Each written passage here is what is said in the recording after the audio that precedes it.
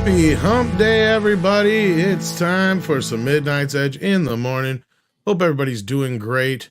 Almost 400 people already watching, according to my little ticker at the top there. Hit that share button. Hit the like button. Let everybody know we're live. We got a hell of a show today. We got Culture Casino with us. How you doing? I'm fantastic. I hope you are all well. Doing all right, I guess. It's still Tuesday for me. Also joining us is Andre. Yeah, greetings everyone, and I had the pleasure to already have seen Thor: Love and Thunder. Check out my my review if you haven't already. But I'm sure we'll get into that with some spoilers and Q&A session towards the end here. But we'll give those of you who don't want spoilers for whatever reason plenty time to round out first. Indeed, and we'll be talking about it tomorrow night on Midnight's Edge After Dark as well. As soon as I get done seeing it, and I'm sure we'll talk about it some more Friday morning. But in the meantime, you're going to give us a few thoughts about it, but we have some other news to get into besides that. But Indeed, because we have some brand new footage from Amazon's upcoming Netflix killer, namely Lord of the Rings, The Rings of Power. There's some new footage out to wow us all. And if you don't hear my sarcasm, I intended to be there. That was new footage. That was brand new footage. And we'll be talking about that brand new footage. Actually, a good third of that was in the teaser trailer. But yeah. Oh, yeah. The Clerks 3 trailer's out. I wish I could care. But the director's a soy boy who decided to block me every which way he could. And yeah, you know. So I can't be bothered to check that out right now. So I didn't know it was coming today. Big deal anymore. That really sucks because I was kind of looking forward to Clerks 3, but not anymore. Not anymore. But speaking of things to look forward to, we do have a super chat here from Alex Kurtzman.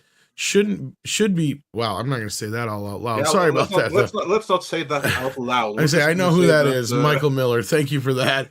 He says, Culture's thoughts on CW worth $0.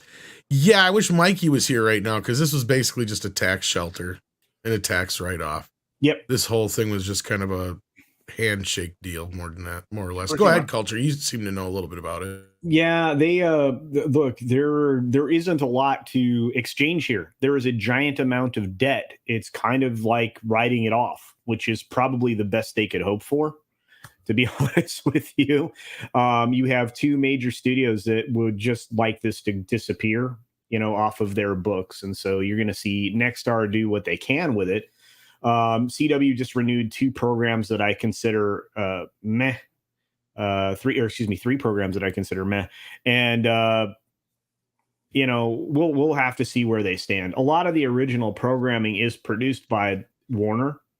So most of that's going to HBO Max from what I know. Exactly. So, yeah. And so you're gonna end up with them scrambling, in another direction, probably going the same way of Discovery networks and doing a lot of reality kind of, stuff like that would be my guess. So, but the financial realities, probably Mike would explain it better than me, other than it looks like to me that you're right. It's 100% driven by the fact that there's so much debt there. It's not really worth anything. Plus one other thing, the brand is detrimental to them, and it's not what they want to achieve. Because one of the things that David Zaslav wants to do is to streamline. Yeah. Because right now there are too many brands under the Warner Discovery label. It's just too much. It's too much brand confusion, and it's too much cannibalization. And we saw this most acutely when HBO Max was launched. Because one of the things that really impeded it in those early days was that, okay, you now have an HBO. How is that different from HBO Plus, HBO Minus, HBO Up, HBO Down, and just regular HBO? There were too many HBOs, and they weren't distinctly enough for each other, and there simply was no need for all of their existence. Mm-hmm. The same logic applies to multiple of their other brands. When you have a brand like the CW that is known for SJW schlock aimed at young adult audiences that doesn't make any money, but that is actually like an albatross on the corporation. Well, it's just mutually beneficial for everyone to get rid of and have it shift home to someone that can use the infrastructure and whatever they get with it.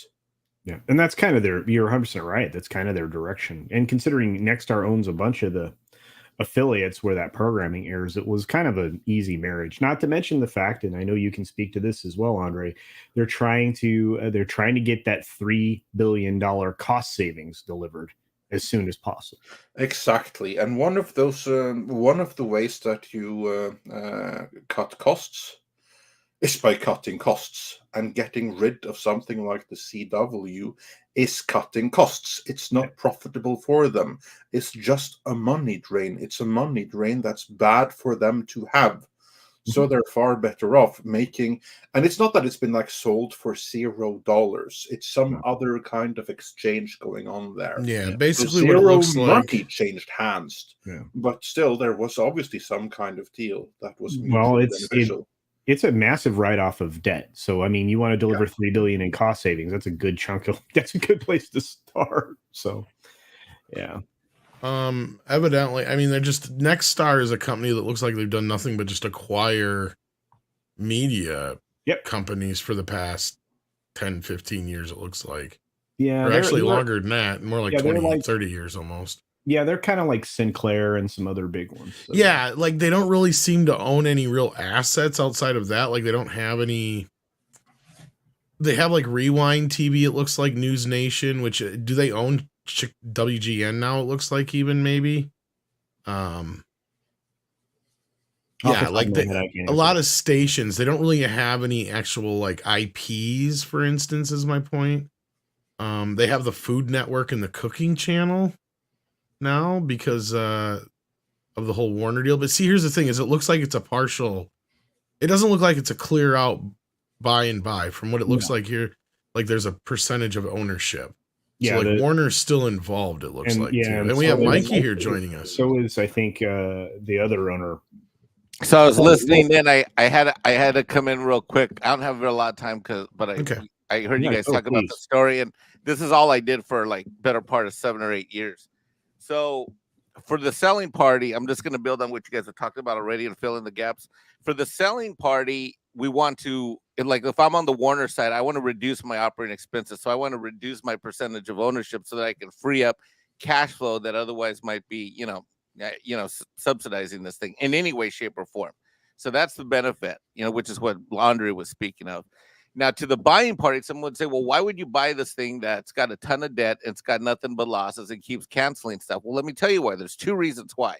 If I'm the buying company, one of the things that the tax code allows is, let's just use an example. Let's say I've been running Mexican Iron Man Productions, which has been losing money, but Culture Casino Operations has been like making money and diversifying. And when he buys my company, let's say I've got built up losses in addition to $100 million in debt, which I'll get to that third part in a second. Let's just say I've been booking losses. When he buys me, he buys all of my history. And so if I have let's just say $25 million worth of losses, in this case, it's a lot bigger. I'm just going to use 25 because it's easy. Think of it like a quarter. So if Culture Casino has something that he's bought and gained and made profit in the U.S. tax code worth 25 million or more, guess what? He gets to deduct my historical losses as a carry forward loss into his operations. So you might say, well, why would he pay 10 cents? Why would he pay me 10 million for 25 million? Well, because he's gained $25 million worth of losses. Or in this case, the numbers are a lot bigger, but it's the same principle. There's a huge industry in the tax world where companies buy other companies' losses for operational profit when they have operational profits and they don't want to pay future taxes. And you can roll those forward for basically 17 to 23 years, depending on how you book it. Number 2, if you're a holding company, which is what this company is, let's say they've got other investments, tech investments, where they've made significant gains. Like, they bought in for $2, $3, $4 a share, some preferred stock, and now it's going to pop and go public or something like that. It's worth $8, $12, $20 a share. Well, you bring over this loss into your portfolio. Well, now you have losses to offset your gains in the stock as well. So, and then by the way, the tax code also provides one other thing, which is called a write-off. Like do you remember when AOL and Time Warner got together way back in the day? You guys remember that? Yeah, the worst deal ever in history. Well, yeah, it was incredibly overvalued. Well, one of the things that's allowed in the tax code is, let's say Culture buys Rabbit Chicken International from me. Ooh, like there's going to be a merger of Culture Casino and Rabbit Chicken International, and he offers me $100 million, but after the sale, he realizes he probably should have only paid, like, I don't know, 30 or 40 million. Let's just say 40 million. So that 60 million that he overpaid, he can take off as a what's called a charge off, or a one-time write-off of intangible assets and the valuation. And now that helps him. Why? Because if he's got other things that he's owned that's making money, he can take that loss, that paper loss, and write it off against other gains, like, the other things that they might acquire, buy, sell, stock price that goes up, et cetera, et cetera. So I know this is all kind of technical, but there is a huge industry in the U.S. related to companies buying and selling each other that would otherwise look to be worthless. Yeah. Like I said, it's not a bad deal for them. Now, Culture, if you want to go ahead and buy Rabbit Chicken International for $4 million right now, after the show, I'll be available. I have to go to a meeting right now, but later today we can negotiate terms. Yeah, 20.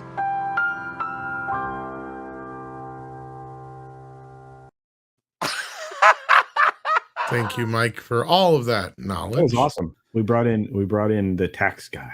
Any questions? I know because he's the tax Iron Man. I just bored the snot out of you, huh? No, I'm barely awake. Rabbit Chicken International is going to be a growth industry. Well, I have to pay commissions to Andre and Tom because they were part of Headless Snark, which was the precursor to Rabbit Chicken. Exactly. Yeah. So, Headless Snark is actually the holding company. Rabbit Chicken's just the brand. Hey, I'll be listening on the show. I got to run. Get ready for me. Mike is shelling everything up so he can hide money. That's what that is. He's shelling it up. Living life like a turtle. He docks the name of our holding company.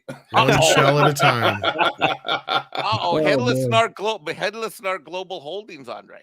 By the way, Tom, I reissue my. You just tell me a number, and I will send it to PayPal to sponsor you seeing Kevin Smith live this weekend. I will cover the gas and the food.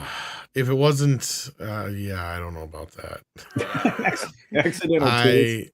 I wish to God I lived near you, Tom, because if I lived with you, if I were within 4 or 5 hours driving, I would drive, pick you up, take you there myself. It's something that's doable, but at the same time, I'm not so sure. Yeah, we want to get you arrested or anything. Yeah, that's we should sleep. I know. Anyways, love you both. Talk to you later. Thanks for popping in. Yes, sir. Mikey. All right. With that, before we move on, everyone smash that like. Help share the stream, and also share the review of Thor: Love and Thunder. Plenty things to get into. So I feel that Alex Kurtzman should be something done to him. Got his super panda. He got his $2 worth indeed. Holy cow! So. Yeah, or his 14 South African runs rather. But there you go. There we go. What else do we have? Well, before we get into Taika Waititi, Star Wars, and Thor here, let's briefly discuss the new teaser spot for Amazon's Netflix killer, Lord of the Rings, The Rings of Power. We're not going to show the 1-minute clip here because I'm sure that Amazon would come after us, but it's basically slightly less than 1 minute. It's like 55 seconds. Cultured, can you describe this epic footage for us in a way that the audience will just visualize its spectacle and wonder? Sure. The little teaser is merely a way to introduce you to the diverse characters that all appear to be watching the same event in the daylight sky for the most part. A couple of night scenes. You see a heavenly body, whether it be an asteroid or something, comet, descending towards Earth. and just streaking across the sky. If you watch it without the music on, it has no weight whatsoever. It has no weight. It's essentially it has weight already. It's weighing on my soul. Well, it's just it's literally just a flaming ball flying through the sky, and when it lands, it crashes near the Harfoot, the Hobbit replacement person. And essentially, I would imagine that this is kind of the way that this story begins, or how they, introduce the adventure itself. But that's me speculating. But no, you start out, I believe, in a cave with a what appears to be a black character, and the it just goes through successively all the characters that we've been introduced to, including the two characters that have the forbidden love. They reach for each other's hand, and it that's it. It is just a rock flying through the sky, introducing you to all the diversity you're about to see. Is it wrong of me to side with the rock in the sky and hope that it causes as much death and damage as possible when it reaches ground? Which I know it didn't, because we kind of like saw the shitty little explosion when it reached landfall there. I was like thinking, I really wish it would have been like a bigger comet, so we could have like a proper impact there. I mean, like the only cool thing about that series, the way that it looks at this point right now, is if a giant asteroid, the dinosaur killing size, had come and ended Amazon's Middle Earth. I'd watch that. That's the other thing. As big as that thing is, it probably should. Well, I don't know. We're not going to get, maybe not, but I don't know. Let's just say I'm not going to say it's a probe droid, but it's probably a probe droid. Oh, yeah, it could be. Yeah. I mean, and that makes about as much sense as this whole series. This doesn't even really look like Lord of the Rings. Didn't feel like Lord of the Rings. There was a lot of people looking up in the sky. It was a lot of this extended stuff from that we saw in the other teaser. I'd show it right now, but I'm sure Amazon would go after us. Yeah, they won't. They won't put it on YouTube for some reason.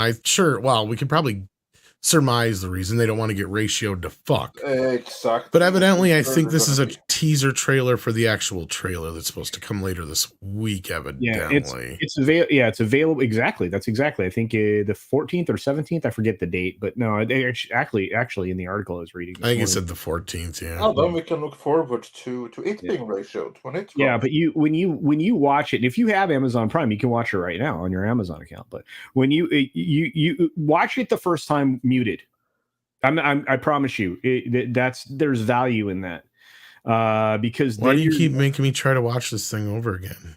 Just watch it without, because it has no weight. It's not worth a minute and a half of my life, man. If it were not for the musical score and everything behind it, there would be no weight to it. You'd be like, I don't even think that's helping, to be honest with you, Culture. Okay, well, I'm sorry. No, like this feels very fucking generic. It is. Yeah. Like, you could have told me this was, some other medieval generic fucking sword and sorcery story. I've been like, all right. To me, it looks like fantasy meets Aliens. Right? I was just gonna say, you know what? I was just thinking that in my head. You know, it'd be an infinitely more interesting show is if it was like aliens visited during medieval times. Mm-hmm. Hell, that would be fucking interesting. I mean, we're not doing Lord of the Rings here anyway, so why not? Exactly. Like, I'm like, now you got that idea in my head. I might write it. Yeah, and there were hard with all my other imaginary projects. Far better than the two dillweeds who are actually show running that thing. Well, hey, you don't just come up with Nunchuckosaurus out of no place. Yeah, exactly. It takes talent. Nunchuckosaurus is gold. That's franchise gold right there. Well, duh. Like at least 6 movies. 6. Oh, well, 3. 2 trilogies. Yeah. Anyhow, yeah, so needless to say, I don't know if anybody's really looking forward to this in reality. I think more people are looking forward to the train wreck that it's going to be. I mean, I know some people that are kind of looking forward to it, but I'm looking forward to it for content. I think most people are. I think that more people are looking forward to all of the various YouTube videos that are going to be spawned from this than the actual series itself. Yeah. I really think so. Indeed. Oh, he goes a few places. He goes to Hawaii and space. Should have gone to this version of Middle Earth. Yeah, and he'd eat all these fuckers. Yeah, exactly. Oh, let's see what we got going on with some super chats. Dr. Longdongler sent us a thumbs up. I'm just curious where he's trying to stick that thumbs up, though. You be careful, sir. No, we're just kidding, of course. We love you for that, and thank you so much. Archangel G sends in $10. Says, if Wheel of Time is any indication, Rings of Power is going to blow. And I can tell you right away that Wheel of Time is an indication, and the conclusion should follow from there. And I'm going to quote Spaceballs in reversal and say it's going to go from blow to suck. Yeah, pretty much. Wow. Mega Made. Nightwish Fan 1991 says, conspiracy theory. Lucasfilm is sabotaging all new Star Wars movies, leaving Disney no choice to make the Rian Johnson trilogy. Oh, shit. That's a very nice conspiracy theory, but there is a slight problem with it. And unfortunately, it's a big problem. Can any of you gentlemen see what the problem with this conspiracy theory is? Rian Johnson getting a trilogy? Yeah, that would be our problem, but from Disney's point of view. Well, nobody would go see it. I mean, here's the problem: sabotaging all the new Star Wars stuff is actually undermining the brand. There will be no value left in the brand. But they're already doing that. There's a trick question here. What is it? What is it, Andre? You're smarter than all of us. Yeah. Oh, actually, well, it's not really a trick question, but you were onto the right thing. Here's the thing: that if you deliberately sabotage all other options, Disney corporate aren't going to approve to commit $600 million to a Rian Johnson trilogy just because there's nothing better to do. You don't commit to a trilogy out of desperation and lack of options. That's when you let the brand rest. You let it rest for a very long time, and you fire all involved, or you shift them to other places within the company. If everything fails in a certain franchise or a certain brand, you simply don't get more of it. That's a problem with it. But I see where you're going with it. But if that's their plan, then a shitty plan it is, and it's not going to work. No, well, look, you're taking one of the most valuable IPs, and they've done this from the very beginning, and they've not expanded its value. They haven't in any way, or increased it. Probably the better way to say it. They haven't increased its value. Oh, they've decreased it. They substantially, and that's despite the fact of spending all of the money that they have on it, and all of the ancillary things that went along with it, like the theme park lands that they built on both coasts here in the States. The other films that they put together, all of these TV shows. It's not moving merchandise outside of like Baby Yoda and like a few Mandalorian related things. They're not moving merch at all. It's crazy. Yeah. I mean, think about how we're going to get in. Oh, go ahead. Oh, no, I was just going to say, think about how much money advertisers were willing to spend in promotions in conjunction with the Minions, right? We're talking like record amounts of money, like $250 million. Right. And they were able to maintain those partners and those partnerships the entire time to getting that film brand launched, for this new film. That's insane. That is how much added value you have to your franchise when advertisers are willing to step up and co-advertise for your film with their products. And that was what they tried to do, with Wonder Woman 1984, with the Doritos bags and all that other stuff. Well, that was all dead money. Those campaigns were terribly, just completely wasted. But this Minions campaign, on the other hand, you can't throw a rock and not hit something associated with the Minions right now. So yeah, I can't imagine. I would have to imagine, I should say, that they probably had to work something out with like Doritos and some of those other. Considering it went right to streaming too, day and date. That's what I mean, because like that's what we were trying to say before with a lot of that stuff, and that's where when they commit to certain things like this, and that's another problem they have with the Flash as well, going forward too, is there's already a lot of these things in place, and not only are they timed to a point, but these other companies are spending a lot of money to cross promote shit, and it's you fall into like I don't want like legal areas, let's say, for lack of a better term. I can't think of how to put it, but well, it's like I said, you find yourself in a situation where you're not living up to your obligations, is what I'm trying to say.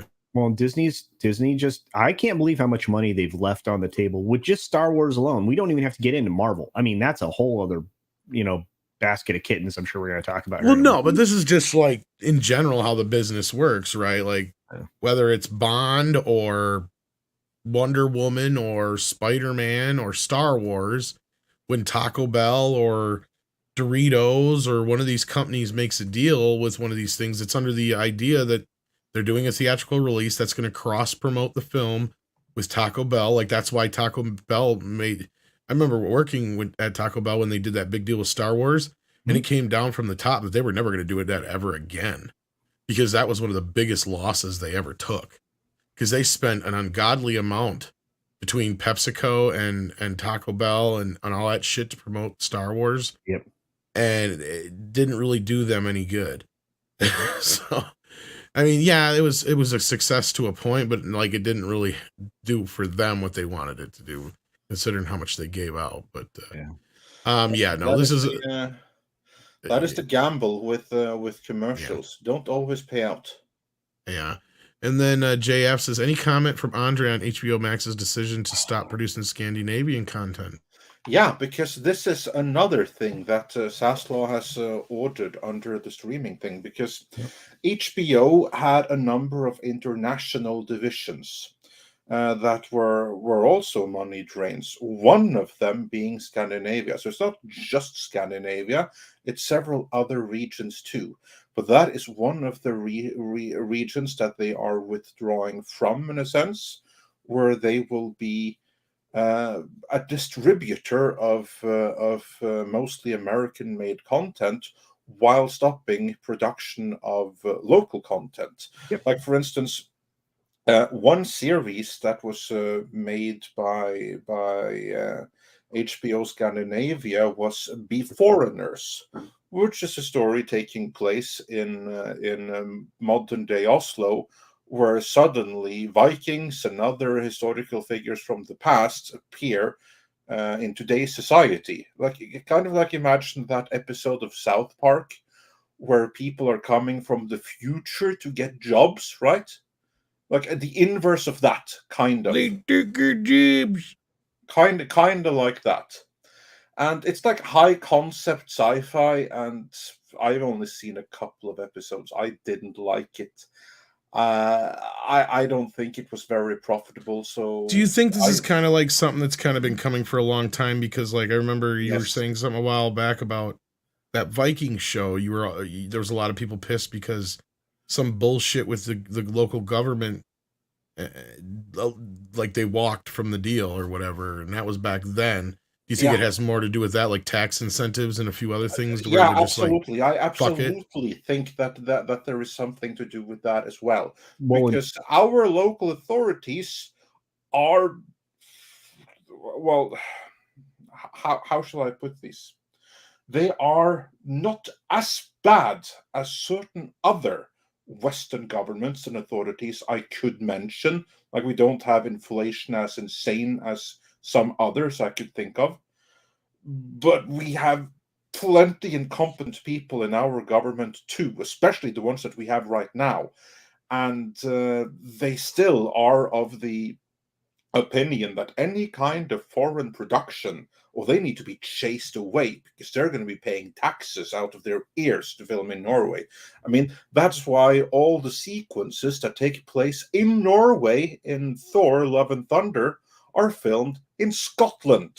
Oh, really? Oh, yeah, absolutely. Interesting. That's because the Norwegian authorities chase them away. Yeah, I remember you saying something about it before, yeah. Yeah, like it's Vikings. It's a History Channel's Vikings that many associate with Netflix. The producers wanted to film in Norway. Yeah. And then they asked the Norwegian authorities, hey, we want to set up shop. We want to bring a few thousand people over. We're going to fill your hotels. where we're going to give loads of local people tons and tons of jobs. We're going to leave so much money in your coffers, and we get some tax rebates here. And they were basically told to fuck off. And then they went to film in Idle instead. That's the level of competence of Norwegian politicians. Well, and that, of course, is something that ties in with this. Yeah, exactly. Cypher nil. Norwegian here can confirm. Indeed. Yeah. I mean, and the authorities that we have right now, I have no words. I mean, for every Norwegian that voted for the people currently in power, I want to fucking smack you. This is funny because you've actually said this before what Hoyer says here. Something to this effect, anyway. Yeah, exactly. but anyway, but to stray away from the politics and get back on track, because actually that's kind of a segue into Thor. Getting back on track. I do not blame HBO Max from withdrawing from Nordic content creation, because there is no cooperation to be had from Norwegian authorities, and until they get that, until you can give the same kind of rebates that Iceland give, and just look what they did for them, then I don't blame them. I don't blame them at all. I mean, Saslo did the only sensible thing by withdrawing, and also the productions that came out were a bunch of crap anyway. Well, and on top of that, just to add to that real quick, it wasn't just obviously, the Scandinavian countries. It was also a lot of European. Exactly. Yeah, but for Scandinavia in particular, I certainly don't blame them. Yeah, and that wasn't stated as just done. It was stated as paused. So they're hitting the pause button on it. Now, likely that does mean they're not going to do it again, and they can always buy content that's produced in Scandinavia to meet some of the laws that require a certain amount of content from the local markets, because you're going to see that across Europe with lots of some of the requirements that have been coming out of legislative bodies. But there will be I think there will be a point at which all of these people are just going to buy content from those markets to redistribute on their channels, because it's too costly to produce it over there firsthand. So, anyway, sorry, just add to what Andre said. Yeah, it's very true. And then let's get to a few more of these super chats, and let's talk a little bit about Thor and Taika Waititi. The Walt Man says, so how long it will take, I think he means will it take, before Hollywood would do their take on global historical events? Battle of Rorke's Drift against the Zulu comes to mind. Well, it wouldn't be anything anybody would go see. Isn't something like that coming already? I was going to say, there's kind of like, usually they go and like, usually you'll get like the TV movie and the documentary, and then they'll usually do like a big budget film. No, but I think there's coming something like The Woman King. Isn't that like a production kind of like that? I haven't. Somebody put that in the chat. I haven't done enough research on it, but I do believe something along those lines is coming. Obviously, it's been like plenty times where Hollywood has rewritten history before. This is nothing new, but I'm kind of worried about them rewriting history right now. Well, yeah. And again, I mean, it's I guess it's got Viola Davis in it and all that, and it's supposed to be coming this year. Interesting. Oh, it should be interesting. Then we got a member chat here. We'll go ahead. Review that or research that before opining any further. Yeah. And then this was for Culture Casino from Accidental Tourist. Sorry, I'm a franchise owner of the Rabbit Chicken North, not selling. That's okay. We'll work something out. Lord. I will still continue to service your contract with my products. You guys are fighting over worthless stock. Nice Nightwish fan 1991 sends in another one and says, how much do you think I can sell Bad Robot Sucks Productions? I don't know. I mean, right now you might get more than Bad Robot's worth. Yeah, if you think about the fact that they wrote that $500 million deal, and I mean, they really haven't gotten much of that exercised. No. Then Darius sends us our morning popcorn. Thank you for that.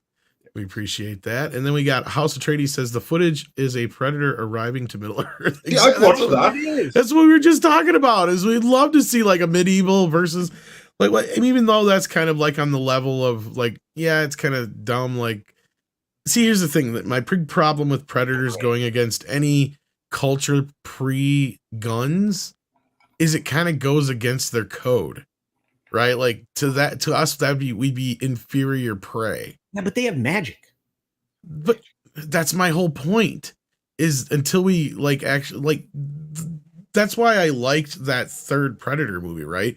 They take what is considered the world's most dangerous killers and put them on this planet together for the predators to hunt, right? Like, that's the whole point.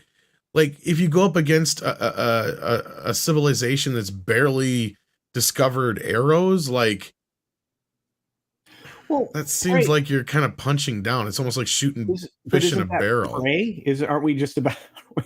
Yeah, but what? No, that's like those guys who like fucking have those reserves full of deer and they just sit there and those fucking things that just shoot them like, I'm hunting. It's like, that's not hunting, motherfucker. That's shooting fish in a barrel. Yeah, that's literally shooting fish in a barrel. It can be argued. it can be argued that's more, sustainable than. I guess I was brought up by a viewer here in the background. They did do a comic already with it set, I think, in World War I. It looks like of Predator. But yeah, no, you could have some fun with that, especially like one Predator versus like a group of knights or a group of samurais or something like that. That'd be kind of neat.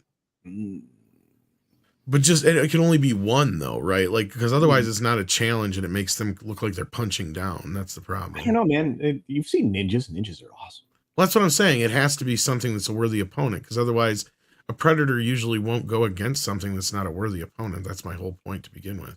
Ninjas use ninja magic. Vietnam Predator. Well, we kind of got that in the first movie. Yeah. Kind of. I mean, it was South America, but I mean, it was like, might as well have been. It's kind of the same thing. But no, yeah, you could have some fun with that. But no, this Lord of the Rings thing looks stupid as hell. Just looks stupid as hell. Dash Attack says the show might have been better if they didn't tie it to Lord of the Rings. Yeah, like I said, make it something original. Who cares then? Also, Stranger Things 4 was an absolute banger. Rip Eddie, Master of Puppets Munson. Spoilers much. No, I haven't seen the last 2 seasons, so I have no idea. Sean Stackhouse asked about the Flash rumors about Elliot Page. This is a fan casting thing, guys. It's a total fan casting thing. It's even less true than the other story that everybody's running with right now that they pulled from an editorial part of that Variety article that came out. Oh, no. Where they're talking about how Warner Brothers is still committed to releasing this movie with Ezra Miller, and they're confident he's going to get help. When have they talked to him? I'd like to know where they're getting this from, because they have not talked to him. As far as we know, they have already tried to get him help, and he either refused or they can't find the fucker. So I don't know what they're talking about. To me, there's a lot of people running with this bullshit about this story who have no idea what's going on. Like, I'm not even sure they know what they're doing yet. It's kind of where I've heard from, basically, but no. They probably don't.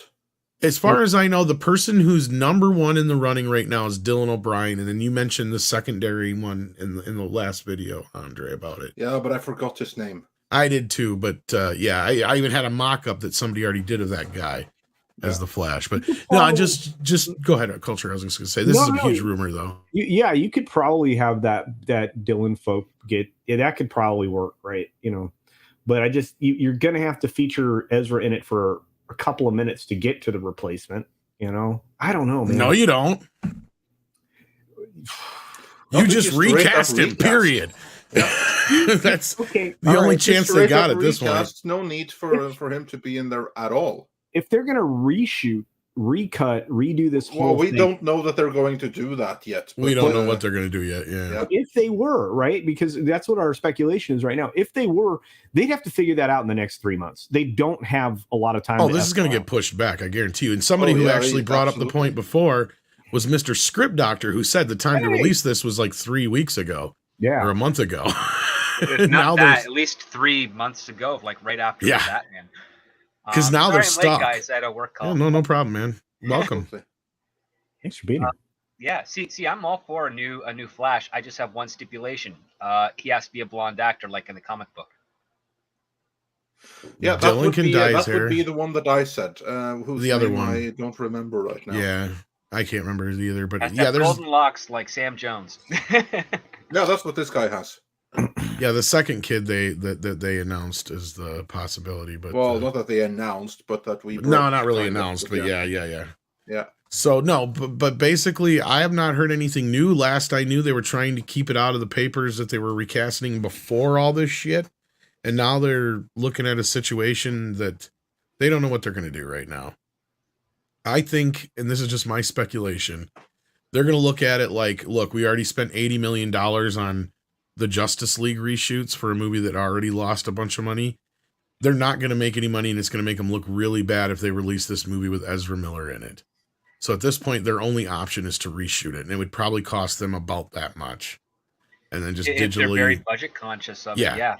Because again, the special effects of him running in like wide shots or medium shots, that's you don't need to do shit with, really. Yeah. No, you don't have to do much with it. It's already a 3D model based off of a previous scan. All they have to do is crop and put in a new face. That's like the easy part. The difficult part would be getting everybody back together within a certain period of time that works with the schedules available, and reshooting this stuff, and hopefully having whoever you recast be as good enough an actor that they can nail what needs to be nailed within a couple of takes, so that you're not wasting the entire day on your single scene. Like it'd be a nightmare to do.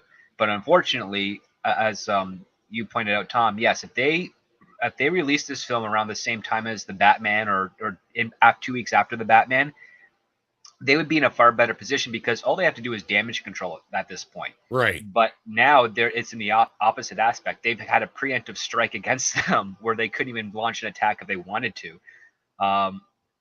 Like defensible stuff, and if we're talking like a skirmish here, and they're helpless at this point. The only thing they can do is try and wait it out, which case they lose more money, because interest accumulates when they don't actually receive a profit or receive anything back in, or they release it now and wait for the next nuclear bomb to drop that is Ezra Miller, and just try and roll with it and say, okay, it's out of the zeitgeist. We released it, it's there, it's in the ether. We're starting fresh with this character somewhere else, some other time, once we figure out what direction the entire studio is going to be heading. Yeah. And yeah, unfortunately, they're, for them at least, they're just kind of stuck in a position where it's basically unreleasable with Ezra in it. I mean, there is a way around, and this is where I say they could probably do it for 80 to 100 million, and that is basically Tig Notaro in the actor. You might be able to get away with only having to reshoot 2 or 3 scenes with another actor pulled in, like if there's interaction of some type. But otherwise, they could basically film whoever the new actor is in front of a green screen. Like you said, as long as they can kind of hit their beats, then they can kind of edit it together, and it should work out. Like, this is not new. Worst case scenario, it would look like Carrie Fisher in The Rise of Skywalker. Well, and as I pointed out, actually, George Lucas has been doing this same exact thing since the prequels. In fact, most of the takes in the prequels were not filmed at the same time. He picked and chose whatever takes he wanted. And so the technology is there, and we saw it done with Tig Notaro being replaced in the Snyder film, what is it, Army of the Dead, I think it was called, last year. And that's basically what they did. They filmed her in front of a green screen. They digitally cropped out the other actor and inserted her into the shots, is what they did. And I don't know how well it looked because I didn't watch it, but some people I know did comment on it. So it might be one of those things where, script, it could be completely undoable just because it's going to look ridiculous. Who knows? But I'm assuming a lot of this movie was already shot in front of a green screen. So that's also a plus. Like that might make it easier to merge these things. So we have yet to see what their choice is going to be. As long as they have consistent lighting, I think that shouldn't be an issue. I would take it one step further, though. Logs, so it's easy to No, I know. Yeah. I'm just saying, as long as it's got consistent lighting, it shouldn't be a problem. So they can't even get that right half the time when they do film it together. Anyway, I would take it one step further, though. I would say that Zaslav could use this opportunity to go to the shareholders, get prior permission for losing a ton of money, redo both The Flash and Batgirl, which is the other movie that's in the can, because I know, or at least I have heard, what these movies are setting up. And this is something that Ann Sarnoff and Toby Emmerich was certain that the fans were going to love. From what I understand, what they're trying to set up, what is being set up, beginning with the Flash and continuing in Batgirl, where of course you will be introduced to the new DC Trinity, consisting of Wonder Woman, Batgirl, and Supergirl, because Lord knows you can't have any men in the trilogy. It's basically the new multi-dimensional Avengers, consisting of Batgirl, Justice League, Batwoman, yeah, exactly. Sorry, Justice League, interdimensional multiverse Justice League, consisting of Batman from the Batman, meaning Pattinson Batman, interacting with these other people and maybe getting Joker in there and everything like that, merging it all together to create like this perfect multiverse nonsense Justice League. That is what they're kind of like building towards, and fans are going to absolutely hate it if this is accurate. So if I was Zaslav, I'd go further and redo Batwoman as well, or Batgirl as well, before it can come out and do any damage. Well, we actually reported something similar to that way back when, before Zaslav was even in the picture. So no, I think that's what their plan was. We won't know what they're going to do until they do it at this point. They're not going to announce a lot of this shit. That's the other thing, is people are expecting them to make some grand announcement. They're not even going to announce if they replace Amber Heard. I guarantee you, you won't know until you see that first trailer, I bet. Yeah. Like, we may get a report like just before a trailer drops or something like that, but that's probably the best knowledge we'll have ahead of time, unless I get something, or Andre hears something, or one of the other people we know that actually has some Warner connections here. I just want to say that Mark Molino says, Andre, that's a rumor, and after the merger, that is off the table. Yeah, true. But that's exactly what I mean, but this is what is now set up for 2 movies. So Zaslav may not want to continue down that path, but 2 movies are setting up and leading towards that path. Basically, right now. This is the opportunity to change that. You guys might remember I said this before, but my understanding from what I was told was the only reason Hamada's still in the building is because he's got 2 or 3 movies, actually 4 or 5 movies coming out here in the next few years, that if they actually manage to be successes, that might actually save his fucking job. But at this point, he already knows they're looking for a replacement for him. Yeah, that's absolutely correct. In the next year and a half, a lot of movies that Hamada greenlit will be debuting. And if they perform well, then it would be, from Zaslav's perspective, it'd be a little bit foolish to get rid of him if he's producing results. And on top of that, it's just showing that when you look at his track record when he started to the point of now, if there's more hits than there are losses, and regardless of how big those losses are, which a couple of them are really big, you'll at least see a learning curve, and then that would probably be better books or better favor for Zaslav holding on to him until he can find the ideal candidate to replace Hamada, which I would not be surprised if Hamada is successful the next year or so, that he's out by 2026. I mean, that's kind of what I got out of it. Was like, the reason the rest of them got the X right now, then and there, is because didn't need them. They're pretty much done and over with. They've done the damage they're already going to do. But Hamada has had some luck in certain areas, but he's also got a lot of movies coming out yet. And Zaslav might also need a punching bag for the next year and a half, too. You never know. Like, if these movies go bad, he needs somebody to yell at the same time. But I'm sure Hamada needs someone to be able to fire. Updating his resume as we speak, but yeah. I mean, I'm sure he was tempted to rehire Alan Sarnoff just to fire her again. Well, I think that's why he waited a couple days because he just systematically went through those fuckers. Like, it was like you could tell he was almost relishing in it to a point, because the better part was the fuck you deal he gave to Emmerich, right? Because, Emmerich's got a production deal, but it's like you said, they can keep him dangling like a fucking worm on a hook for years, just saying, "No, we're not going to do that." No. Yeah. You know what I think that his unofficial title was? Whipping Boy. Well, they did basically give him like an Amy Pascal job. Like, get the fuck out the building. Yeah, we'll make some movies with you, because he might have some kind of tangential connection with a few franchises here or there that we don't know about. But that's all I can think of, right? Because, I mean, I know he was around. He was a part of new line for like Austin Powers and Blade and stuff, but Blade now is back at Marvel. And Austin Powers, unless there's something they're really worried about with that, or he has some kind of deal with that, I don't see why that's enough to keep him around. So I don't know. It's hard to say. But like, you know, he got basically the axe and booted from the building, but he's got a production deal. That's it. That's more than Sarnoff got out of it. But Hamada, he's being kind of dangled on a string right now. He's not booted out, but it's publicly known that people are being interviewed for his job. I mean, it's kind of demeaning in a way. Yeah, have you heard any names that have been thrown around yet? Because I haven't had anything confirmed. Not confirmed, but there's been the rumors, right? And that's just from one place to another. We've heard names, even like Rice was one of them that was brought up. We've also heard Emma Watts. Emma Watts was another. Actually, that was confirmed by her. So that actually was confirmed. She did say that she was offered the job, and she said no, or somebody did confirm that. Well, I don't know if it was her. I don't know that she was Zaslav. offered it, but I know that there was talks. Yeah, there's a difference between there being talks and she being offered it. I don't think she was ever offered it. I don't know. She said she turned it. I thought they said that she turned it down.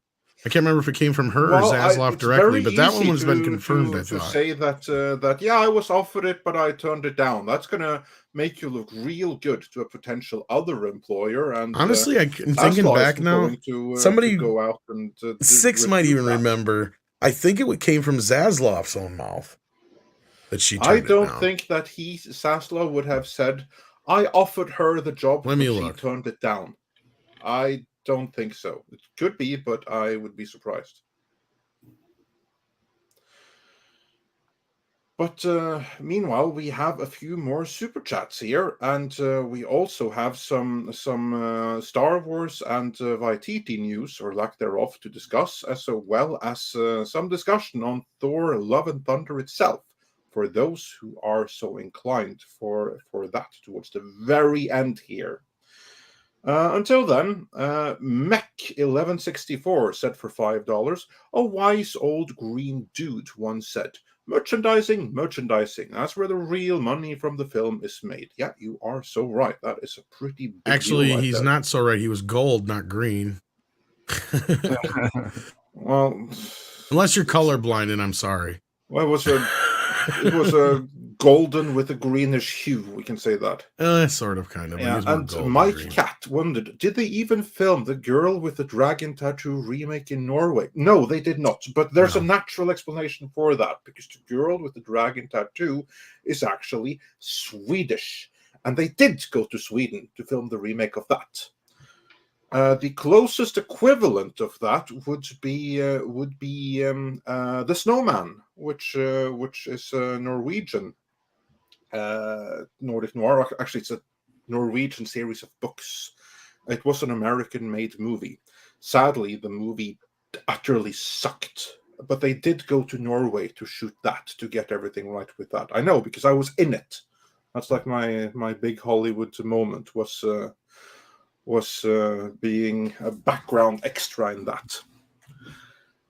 And then we got a member chat from Cash Kester, who's been a member for 15 months, and wonders, did you see the trailer for The Woman King starring Viola Davis? Just saying. Oh yeah, this is the one we mentioned before. Heard about it, haven't seen the trailer yet. We'll do some more research, and then we're going to get back to that in due time. Then we have Daniel, who says for $4.99, we don't have the Hulk, and we don't have Thor, but we still have Andre the Berserker. Yeah, you don't want to get me started on Norwegian politics. Please don't. And Jesus Davila says, I think it was a thumbs up. Sent a super ticker, a thumbs up, so thank you so much. And then the Waltman 4 says for $9.99. Thank you so much. Off topic, but has the panel listened to Sabaton before? Power metal with historical context. We've done songs about the Bismarck, the World War I Russian story of the attack of the dead men, to name two. I've actually seen Sabaton in concert, I believe, but I'm not a huge fan, and I never paid attention to the lyrics. But maybe I will now, when you alerted me to it. Like they were just there in the background with other stuff. How about you, gentlemen? Any of you familiar with Sabaton? Nope. I'm familiar with them. A lot of that's because of Nick, 32 Flavors and Nick Weiser. But I haven't been exposed to a huge number of songs in their catalog. So I definitely would entertain listening to them. Cool. And then we have Mr. Miller, who took our hint and he changed his username. Now is Satan's glory hole, Alex Kurtzman's face for 14 South African runs.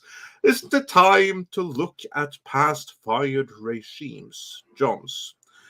It's absolutely time to look at the fired regimes. It's always time to look at the fired regimes, right up until their mess is cleaned up and you have gotten to a point where the new regime no longer has any excuse. I mean, at some point, after like a year or two in Hollywood terms, when most of the projects of the previous regime have come out, that's when the new regime has to start taking responsibility. We're not there yet, where DC is concerned. And with that, Tom, did you find what you were looking for? Yeah, it doesn't specify who said it, but it says it very matter-of-factly in the Variety report about the DC overhaul. And then it adds more about insiders say. So yeah, that's what I was thinking, that there was no explicit mention of her having been it was explicitly mentioned, but it wasn't explicitly who said it. Okay. Like, it says it very matter-of-factly, though. It doesn't like say it's like sources say or anything like that. So yeah, because that means that they're paraphrasing. Statement like that, I would like a little bit closer source. But anyhow, you saw Thor, so let's talk a little bit about that quick and then segue into the Star Wars news. And I don't know how much longer we got culture for. Let's do it the other way around. Let's talk the Star Wars news first. We can do spoilers towards the very end for those. Well, I don't know if do you really want to do spoilers yet? Because I figure Friday we're going to probably talk heavy spoilers. Oh yeah, we can do that. On Thor. I was figuring you could just kind of give your brief kind of analysis of it so people could check out your video, and then we'd probably get more in depth on Love and Thunder on Friday, but then we got the Star Wars. That's up to you though. Well, let's do the Star Wars first, because I anticipate there might be like some subtle spoilers anyway. So let's do the Star Wars thing first. All right. Well, I don't have the main topic story. I just have that other one I brought, so you're gonna have to. Yeah, sure, absolutely. I'll bring it up here because one of the main stories, of course, is Taika Waititi, who said not too long ago, and I do believe we have something like this in the private chat as well. I'll send it here again in case. Oh no, you're the one that put it from Inside the Magic. We can go with that story. Because the story is that Chapek may be doing something, or someone in Lucasfilm is, because now Lucasfilm seemingly delays all Star Wars movies until 2025. This was posted on July 1st on Inside the Magic, and this is something that fits in with what we heard from Taika Waititi just a few days ago, where he said something along the lines of, well, I haven't even seen the script for my new Star Wars movie, which seems weird considering that he's supposed to be both writing and directing it. So if he doesn't really know what's up Actually, I don't think he was writing it. I think he was just directing it. But I think the bigger question is, why hasn't he seen a script when the movie's supposed to be out in just over a year? Exactly. And also, considering that he has a movie coming out this week, like one of Disney's biggest movies of the year, you'd think he'd be kind of a little bit more up to date with what was happening with Star Wars, which presumably would be his next best project, or next big project. But still, the answer is, I don't know. What does this tell you, old gentleman? Cultured, I know we only have you for a limited time. I'm not surprised, and I think you're accurately saying that. Yeah, he was supposed to be partially writing and directing it, so I think that's accurate. But I'm not surprised. I mean, they have nothing in the hopper, nothing's in the works as far as films go. Now you're going to have stuff out there from obviously Disney Plus, but and this does line up with everything that you guys have been reporting. I don't know when we'll see another Star Wars film.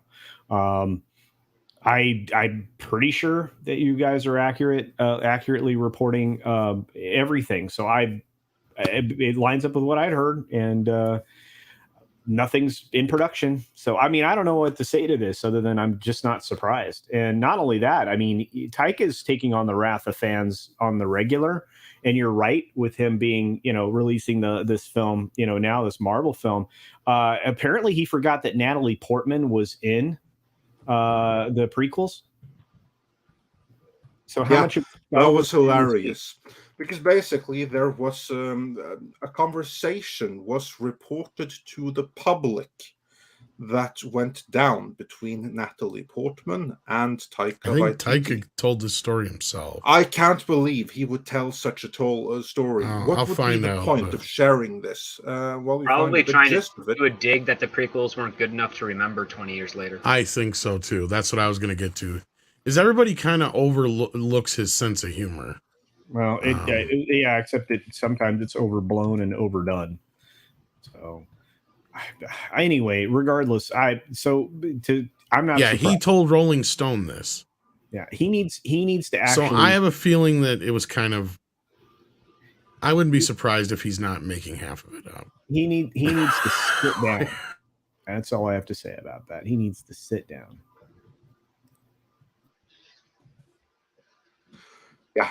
But basically, what happened for those that don't know the story is that there was a conversation between him and Natalie Portman, because Natalie Portman is obviously in Thor: Love and Thunder, and this would have gone down during the making of that movie, during which Taika Waititi then asked Portman, "Hey Natalie, how would you like to be in a Star Wars movie? Wouldn't that be awesome?" Because they offered me to make the next Star Wars movie. To which he replied, "But I already was in not just one, but 2 Star Wars movies. Didn't you see them?" 3, actually. They were 3. Yeah, even better. They were the prequel trilogy. And he was like, yeah. Oh, no, that slipped my mind. So that apparently didn't matter. Yeah, and this is what I was saying, too. I think Script's more right. I think he was trying to tell a funny story, and it probably just... Yeah, problem is that sometimes the humor can be a little bit self-defeating. No, I think Script's more right. He's taking a jab at the prequels is what he's doing. Yeah, essentially like saying, "Hey, Mel Gibson, have you ever been in a Mad Max movie? How would you like to be in my new Mad Max movie? That'd be neat." Yeah, exactly. Yeah. Not a great joke, but I mean... Again, no, but I get it. It fits his... Yeah. Especially after hearing your review, Andre. But no, this does not surprise me as far as the delay in anything new in Star Wars. Let's read here what they had to say. With Patty Jenkins' Rogue Squadron being released after Taika Waititi's movie, fans will have to wait a while before getting to see another Star Wars movie in theaters. At the moment, Taika is working on a script and doesn't know if his movie will get made. Since no Star Wars movie has been confirmed to start filming soon, then that means the December 2023 won't release that's the way it's written, won't release a new Star Wars movie. While fans might just assume that Disney will place their next Star Wars movie in December 2024, fans have to remember that Avatar 3 is already slated to release at that point. But just keep in mind, Cameron did say that he might not even direct Avatar 3 and 4 yet. No, 4 and 5. Was it 4 and 5? Okay, yeah, that's right. He's already filming 3, that's right.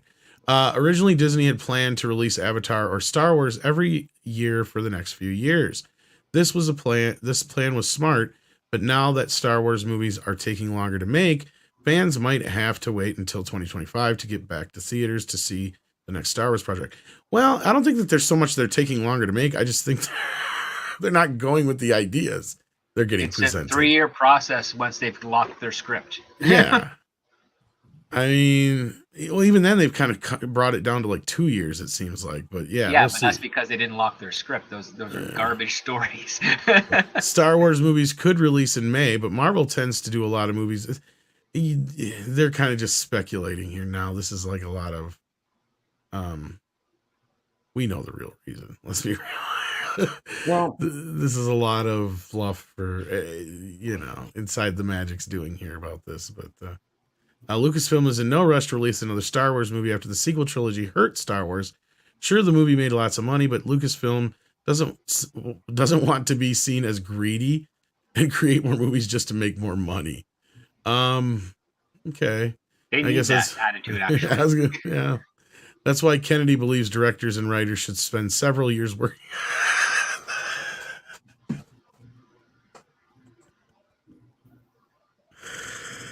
Most all of this will be confirmed if they. Does Kathleen Kennedy plan on seeing another Star Wars movie before she croaks? I mean, seriously? I don't think so. You know what I think? I think this is coming from higher above. I think that, remember how it was under Iger.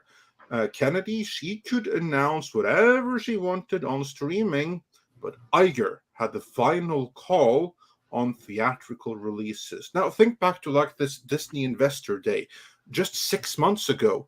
Oh, actually, it was more than 6 months ago. It was like in November last year, where they announced all of these lofty Star Wars movies. They had like the Kevin Feige produced project, it was the Taika Waititi movie, it was Rogue Squadron, and I don't recall what else. They were clearly planning on releasing some theatrical features. This was proudly announced by Kathleen Kennedy herself. But since then, Iger is completely out. Chapek has taken complete control, and he's done that relatively recently.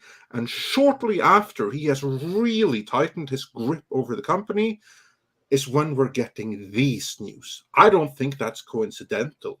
I think this is Chapek saying that, no, we're not doing any more theatrical movies. We're not damaging the brand anymore until you, Miss Kennedy, are out. And 2025, well, that would be after Kennedy's current contract. Because that her part's current true contract too, is over in 2024. That's when her current contract expires. Will she be renewed again after that? That I don't know. But if this report is to be believed, this tells me that someone above Kennedy is killing all Star Wars theatrical projects until she is gone. And if that's not the explicit purpose, that is still the functional outcome. And script, you have already said, I remember you said this, but because I thought that was extremely salient, that if you're Chapek in Disney right now, what you want to do is try to focus on Marvel, whereas Star Wars, that's something, the damage is already done. You just want to prevent the damage from getting any worse. So you're just going to let it linger on Disney Plus for the time being until Marvel is fixed. Then you can shift your attention to Star Wars later. Did you not say something along those lines? I did on Friday. I think we both did, yeah. It's essentially a triage tactic. It's like, okay, Star Wars is not going anywhere. It's not going to get, I mean, it can get worse, but so far it doesn't look like it's going to get worse. But Marvel is kind of having a cardiac arrest at the moment. So we need to get the defibrillator and reset that heart rhythm, or else we're going to lose it all entirely. And I think that's the action. Look, I think the answers to this riddle are going to show up on September 10th. Because that's when you're going to see anything theatrical from Lucasfilm to Marvel, etc. That's the panel day, or the in Hall in Hall H, at the Expo event.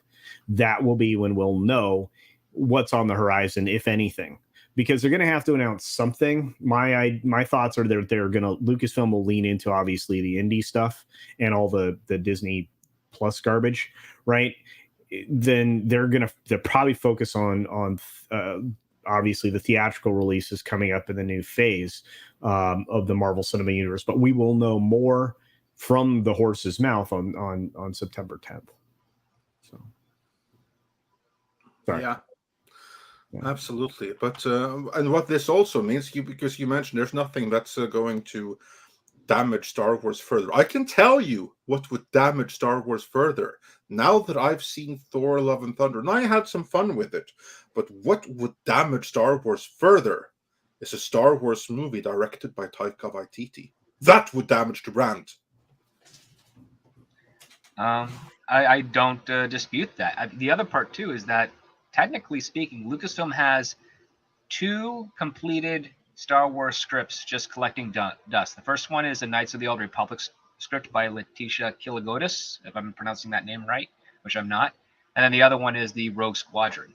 Now, I've only heard positive things about the Knights of the Old Republic script, but I don't know why they wouldn't want to move on that if there's positive things being said about it.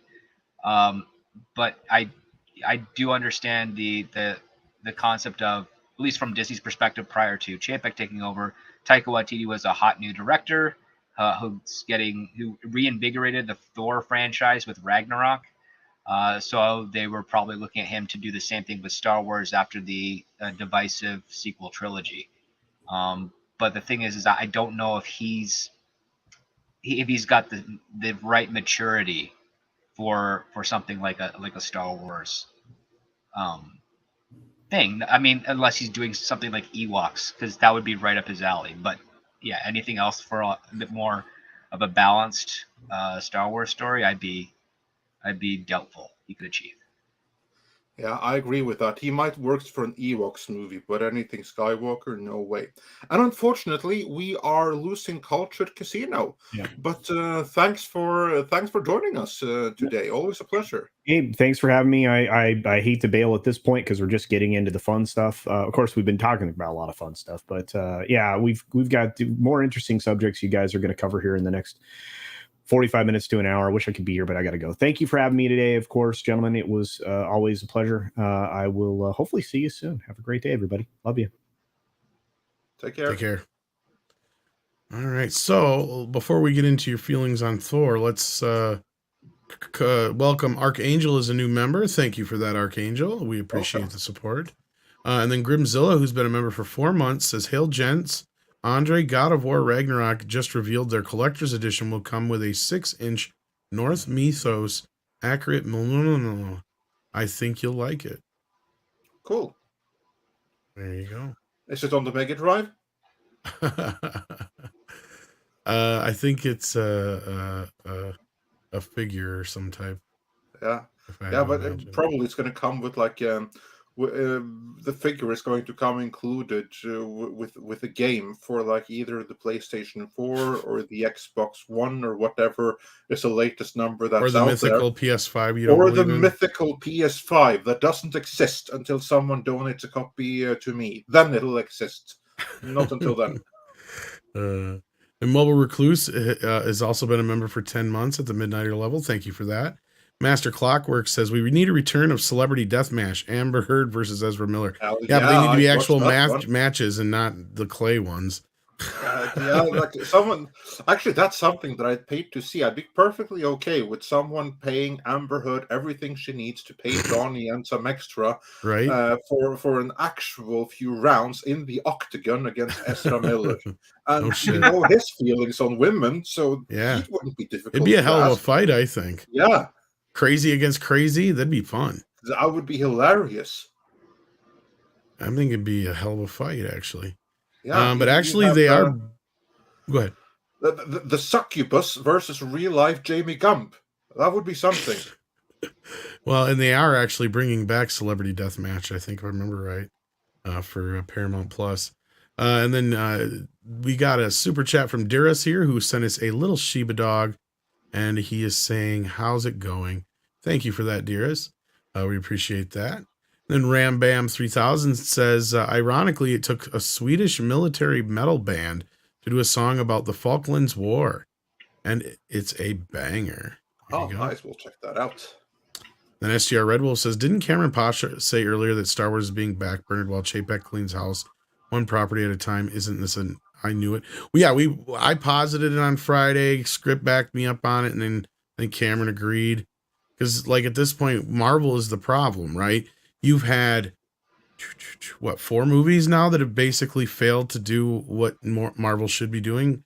You could kind of even not even consider Black Widow, but you've had Shang-Chi, the Eternals, and Doctor Strange all underperform big time, especially in the case of the first two. And all of their Marvel shows have been underperforming. And which is ironic because Miss Marvel is probably the best written one. Yeah, I know, right? And they buried it. I don't know if they really buried it. I just don't think that. I think their reputation on Disney Plus has been so damaged by the previous flops that no one's really interested in giving it a shot. Well, is that why they're dropping it on the same day? I was gonna say they didn't do shit for advertising. That's burying it. I mean, back in the days of classic cable TV, like if you wanted to bury something, put it right next to the biggest, hottest thing there is. Unless you can like lead into it because of like the slot times, but when you don't have that, when you just drop two things on streaming on demand at the same day at the same time, one of those is going to suffer. Well, most likely, but the strategy was for if you watched Obi-Wan, you'd get the suggestion for Miss Marvel or vice versa. That's what they were trying to do. It didn't work. Yeah, no, this is clear. I didn't even know Miss Marvel was on until like weeks into the show. Yeah, like 2-3 weeks into the show. Because I've heard the exact same thing. I haven't had time to watch. I've seen bits and pieces of it, and it looks okay. I mean, that it's really well written, which is fantastic. Which is well, all the family stuff. You've given it the family and the recommendation. history stuff that's well written. The actual plot is pretty. It's a Wizard of Oz type of plot. And the other part too is Kamala Khan's character is not reciprocating of all the help that she's given. Like she's just a sponge on it, but she's well played and she's very much a fish out of water in her own story, but it's lacking that one thing, and I think that has to do with the fact that they pretty much reshot the show and then cobbled everything together to make it, surprisingly better than you'd expect it to be. Yeah, and that's brilliant. I mean, that's kind of what one needs right now. That's what one needs right now. Yeah, and with that, we are caught up. So, Andre. Yeah. What did you think put some of spoiler ones just in case? Right. And while you do that, I have. Well, remember, I haven't seen it yet either. Yeah, and neither script. Perfect. I'm just going to see if I can find that comment again here, but yeah, almost there. Oh yeah, because. Just on the idea of like an MMA fight between Amber Heard and Ezra Miller, John Evan Bear had the perfect idea for a fatality move. I'm just going to put it on screen without putting. Oh gosh, that's terrible. That would be quite a finishing move right there, and absolutely something that Amber would do. Finish him. So yeah. Thor, Love and Thunder. My feelings on it are very mixed because, as I said in my review, for those that haven't seen it already, if you haven't, go check it out. But I expected the movie to be a complete disaster going in. And as it turned out, I laughed and I had fun with it. I thought there was plenty fun things about it. And on that level, it was enjoyable. But my biggest issue with it is that, well, actually I have several issues, but one of the biggest one, the one I feel brings down the whole movie, isn't that Thor is sidelined, because he isn't. He really isn't. But that the humor, which is what I had fun with, just went way too far. It became too surreal in places. So I felt, and I know that many disagree with me, many people really hate Thor Ragnarok because they felt that took the humor too far. Let me just say this. If you did not like Thor Ragnarok, you are going to absolutely despise Thor Love and Thunder. Because it really ups the ante on the humor, like where Thor Ragnarok was able to walk the line, in my opinion, and never step above it. All it does here is like take 7 mile steps into the wrong side of the border. So, in my equation, or I equated Thor Ragnarok with Batman Forever, in that It was more colorful, more crazy, didn't take itself so seriously, but still there was a fairly decent Batman movie behind it all. That was Thor Ragnarok. Whereas with Thor Love and Thunder, still funny, it still has its good sides, but there they went all out Batman and Robin with it. That's how I would put it. So that's basically my review. I had fun with it, but it's a movie with a lot of issues. It's just you laugh. How was Russell Crowe's Greek accent? I loved it. I thought it was amazing. I mean, he is one of the best Zeuses I have ever seen on. I don't really even remember any of the other Zeuses, to be fair. I remember like Liam Neeson from the crappy Clash of the Titans remake and the Wrath of the Titan sequel. And ironically, like when you look at how the gods are handled, those movies are actually closest to how the gods are handled in this movie. But I really liked this Zeus. I thought it was pretty spot on, so I enjoyed it. So yeah, that's Russell Crowe as Zeus, and he's the Greekest Zeus you have ever seen, with the complete Greek accent. The only thing that was like missing were like the Greek catchphrases, like Ella, which is like Greek for Smurf, because it's like a word that means anything that's used in any sentence. But it wasn't here. That was like a mistake. Could have said Oppa too. That would have been fun. Oh, well, that's good to hear. I mean, it's nice to see another actor playing a Greek character able to do a proper Greek accent. Gal Gadot. Well, I don't know. I don't know how proper the Greek accent was. I've heard it was good enough. Yeah, it was good enough for me. If someone actually from Greece, or rather someone from a neighboring country, is more familiar with the accent, would agree with me, that I don't know. But I recognized it as a Greek accent at the very least. That's awesome. And I really enjoyed the handling of the character and how the approach he took to the character and how the character was written.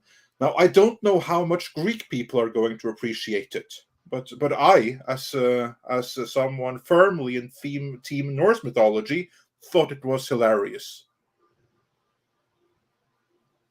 Well, I like the dichotomy of God of Thunder at odds with the God of Lightning.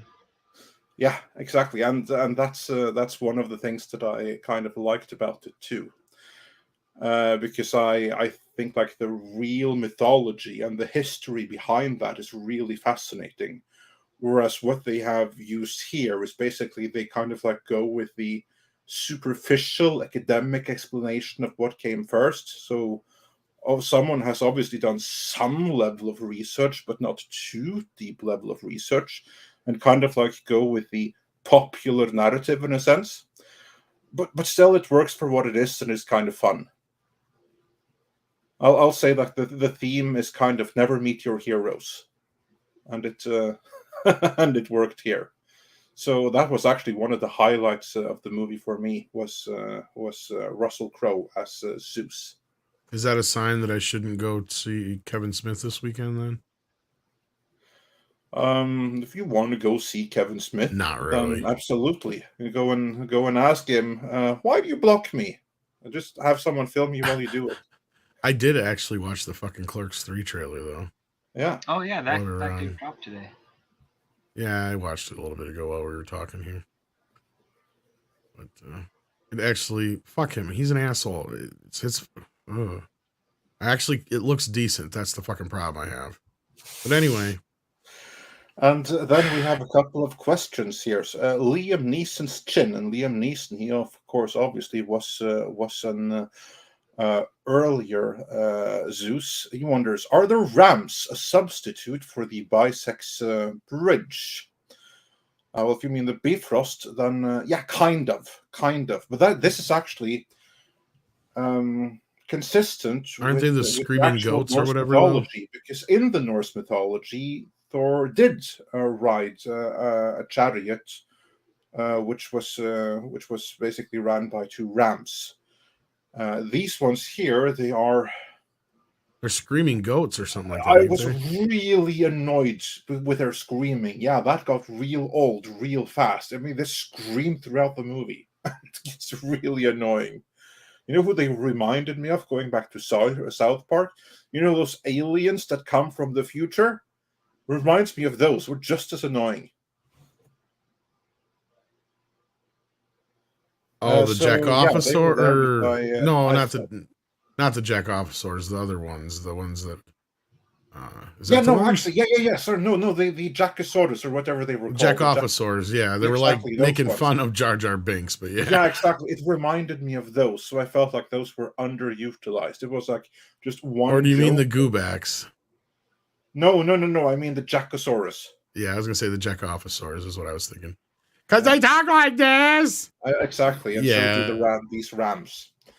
And it was just like one joke with them that was way overused, and they have no purpose in the movie outside of that, which I thought was like a waste, kind of.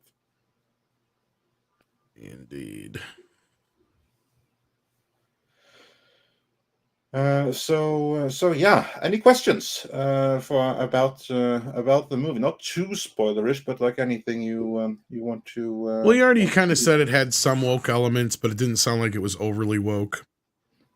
It's not overly woke. No, it's relatively subtle. First and foremost, Thor is not sidelined, and how Natalie Portman comes across and becomes Thor in the movie, it kind of makes sense within the context of the film. I did not see that coming, but it kind of works. It's not overtly woke. There are some few woke moments that you'll be able to spot that will stand out a tiny little bit, but they're subtle. They're like moments that, like, if you were to cut 40 seconds from the movie, you'd never know. I'm not saying like cut 40 seconds from the movie. I'm just saying that if you had done that, you would not know.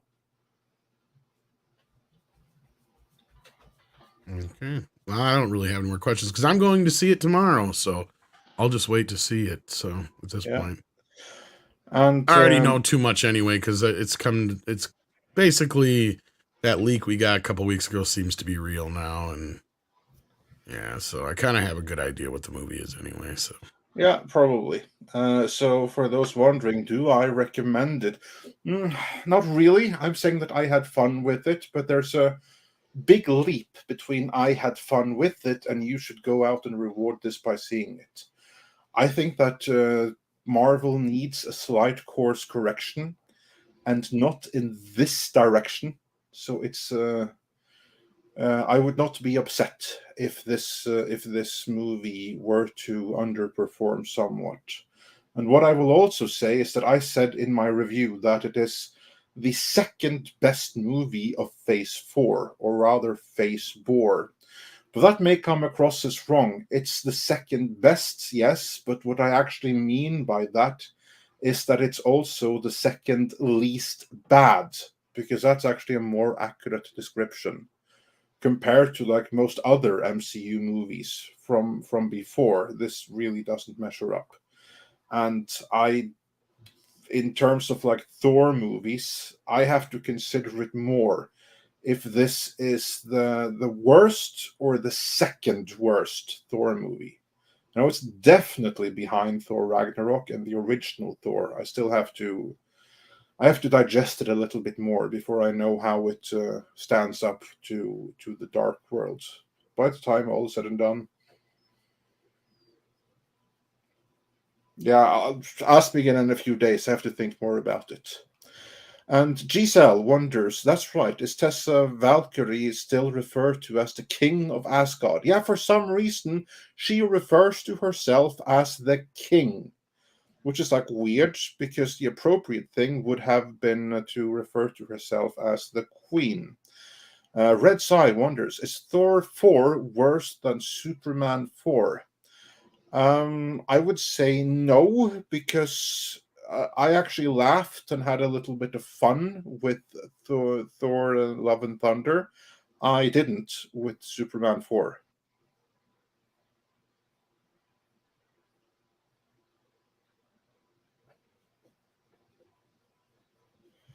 Sorry, I meant to grab this one. Mr. Tickle Trunk says, Andre, the B is silent and subtle. Like, so I tell him this stuff all.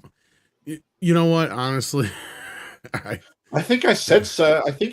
I do believe I say subtle in the review, because I focused on it. You there. say it more like an Englishman would, though. Like, that's the thing, and it sounds like you're saying subtle with the B.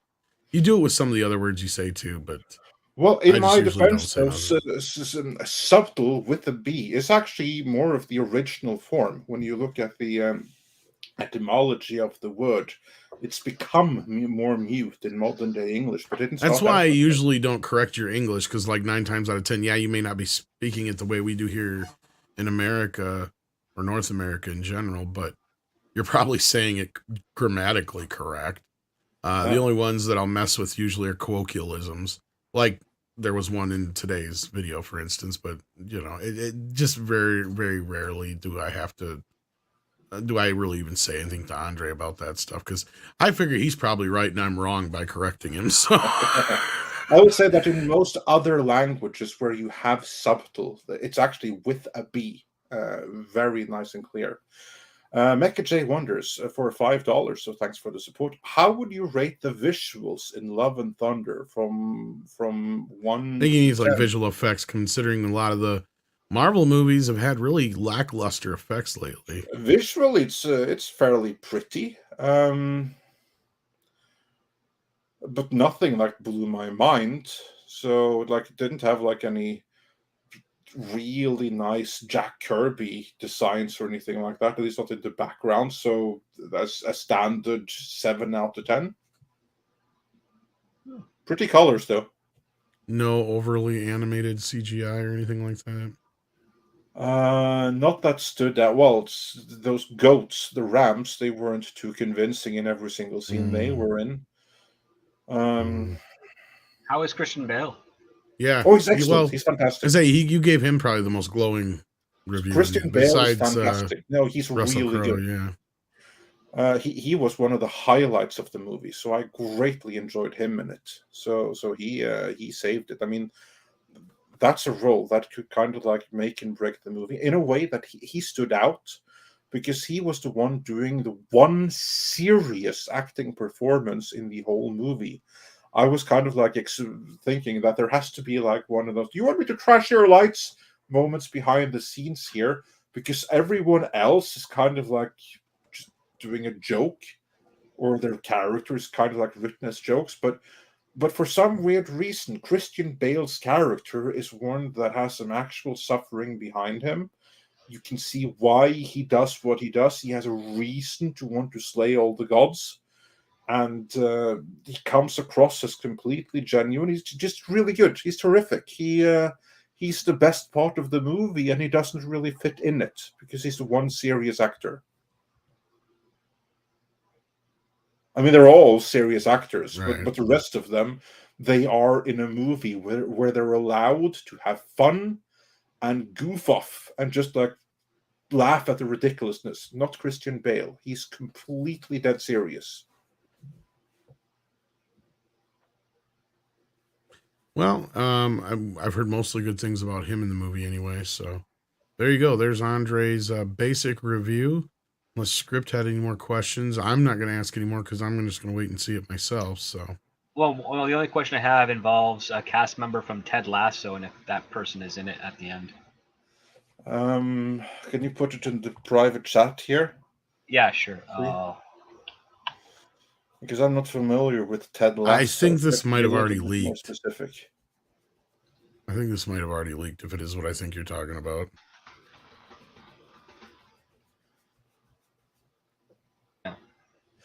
I have to look up that name.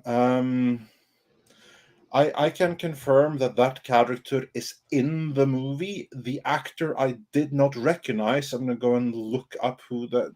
Yes, that looks accurate. That looks to be correct. That does look like him. Yeah, that's what I thought I saw yesterday. Yep. It does look like him, and it's very appropriate because that's very, shall we say, Greek looking. Yeah, except that I've seen the actor recently. He's kind of scrawny, so I guess they probably CGI'd him like they did with Natalie Portman.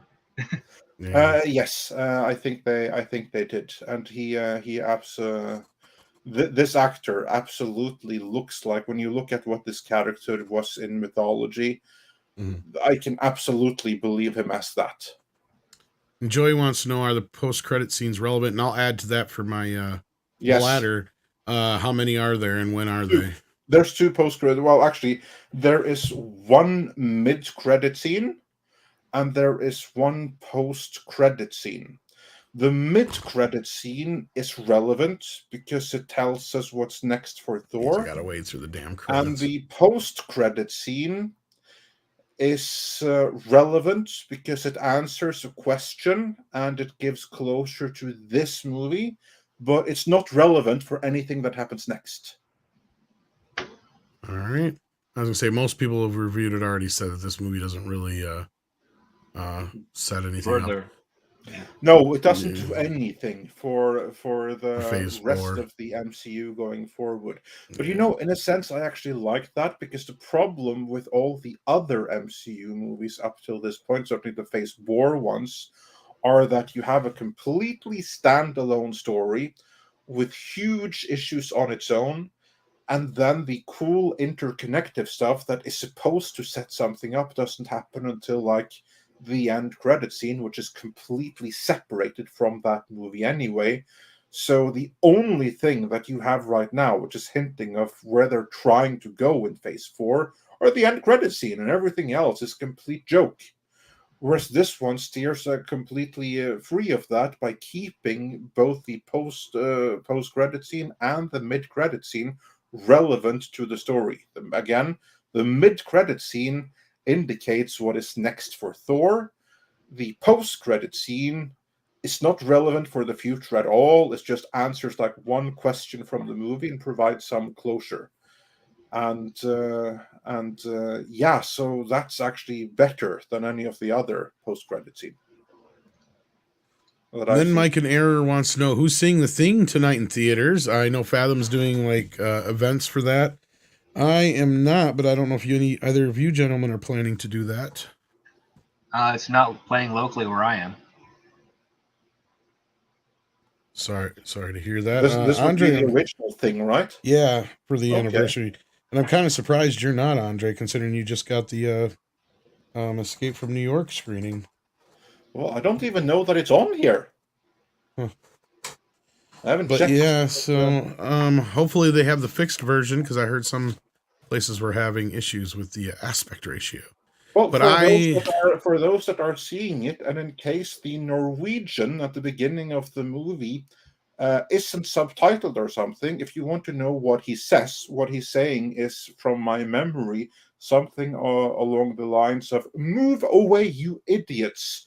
That is not a doggy. It just looks like it. It's some kind of thing." That's what the Norwegian says in the beginning. Spoiler alert.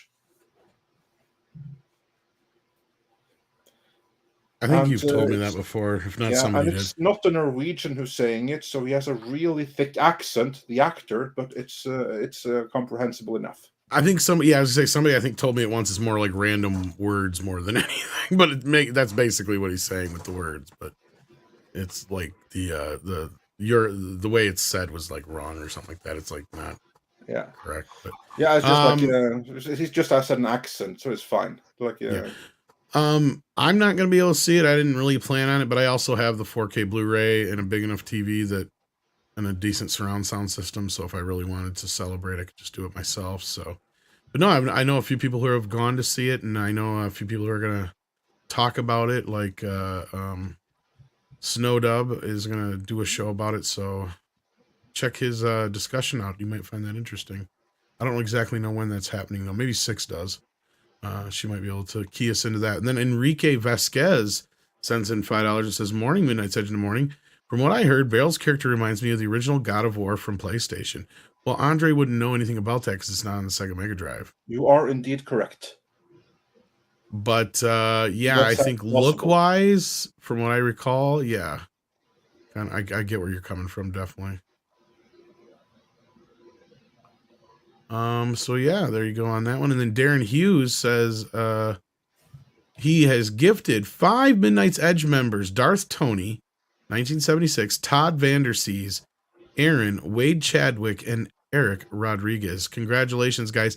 And yes, I guess there's a thing you have to do. First of all, make sure you subscribe to the channel. So always make sure and double check you're still subscribed. So when somebody gives one of these away, it's random.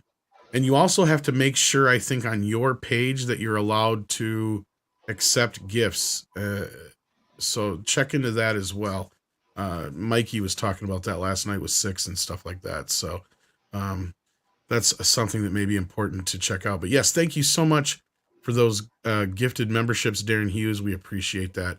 And Brain Jones is a new member as well. So thank you for that, Brain Jones. We appreciate that. And with that, I think we are pretty much caught up, unless there was anything you guys think we missed. I think that we got most of that. Final thing I wanted to say is, give me 1 second here. I just want to say thank you to all of the panelists that joined us today. So thank you, Script Doctor, for joining us. Thanks to Culture Casino for coming on earlier. The links to both of them are in the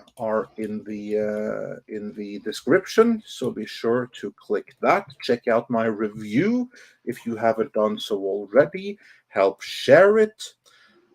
And we have another super chat from Manuel Random, who says for $4.99, all Thor has done is lose since Ragnarok. And is that any different from this one? Valkyrie is a kidnapper, slaver that became ruler. Why is that? Well, identity politics, maybe. I don't know. But anyway, yeah, and that actually is kind of like a plot point. All of Thor's losses, they do go through that in this movie. So that's not hidden under the carpet at all. Exactly why she was made boss instead of him, or made king instead of him, that's a slightly different matter and not really answered. So your answer is as good as mine. Also, before you round out, there's a new video on Midnight's Edge Espanol. Be sure to check that out as well. It's a new video on Cantinflas that just dropped a little while ago. So help support all Midnight's Edge channels by supporting and sharing that as well. With that, Tom, will there be some 4K for you later today? If I wake up in time, yes.